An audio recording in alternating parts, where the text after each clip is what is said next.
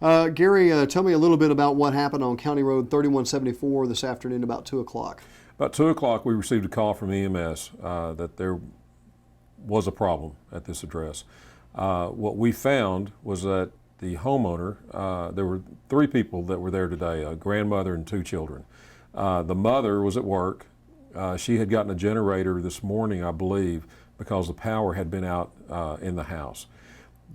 She brought the generator home, hooked it up, turned it on. It was on the front porch. She had extension cords running from inside the house to the front porch to the generator.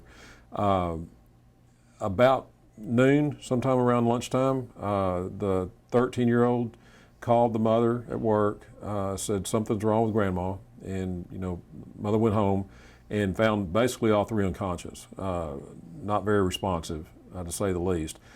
She was able to get them up, get them on the front porch where they started reviving. They were transported to the hospital. From what I understand now, everybody's in stable condition and and it looks like everybody's doing well. Hey, do you know the people who live here at this house? Yeah, it's Miss Jessica and the grandmother and the 2 children. And we came through going to town, I guess around noon or something like that, and the generator was going because, everybody kind of listen and keep an eye out for each other.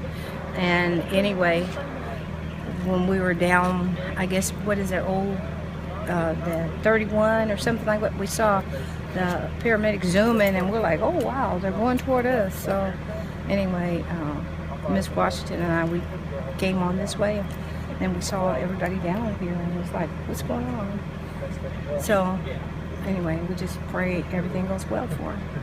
Now this is weather related. These people were out of power. In fact, I talked to residents on the block. They're still out of power because of the storms that came through the area last night.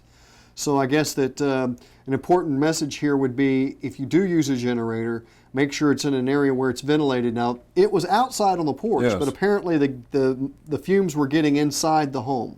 Right, the door was open. They had extension cords running outside, so of course the door wasn't sealed. Whether it blew open a little more, we're not sure at this time. But yeah, the important thing to remember is, even though it's on the front porch, that the fumes still could go inside the house. So if you do have to use something like that, extreme caution, extreme safety. I'm sure read the manual, find out what the precautions are, but make sure it's well away from the house or any windows that are open. We may see more power outages with these storms as they're developing each and every day. We've talked to the emergency management personnel with Smith County, and they're telling us what to do in situations if they come upon high water or downed lines and whatnot. What we ask the public to do is, if they're driving out in their car and they come across a roadway that's flooded, it doesn't matter how a little bit of water you think is over that road. It just takes 6 inches to wash a car off of a roadway. We ask you to turn around and go find another alternate route. There's typically more than one way to get to any location in Smith County. If you're in your home and you see water coming up to your home, if you can safely exit to high ground, do that. Call 911 when you get to high ground. If you're in your home and the waters get to the home, then obviously call 911, and we do have swift water rescue teams available in this area that can come assist you. This is one of those situations that we're not really used to. These storms are a little unusual for us. So as you said, the high water, you have to be careful of that. Power outages, the whole spectrum, it kind of opens up the door for us. Okay. Well, thank you very much for joining us today. You bet.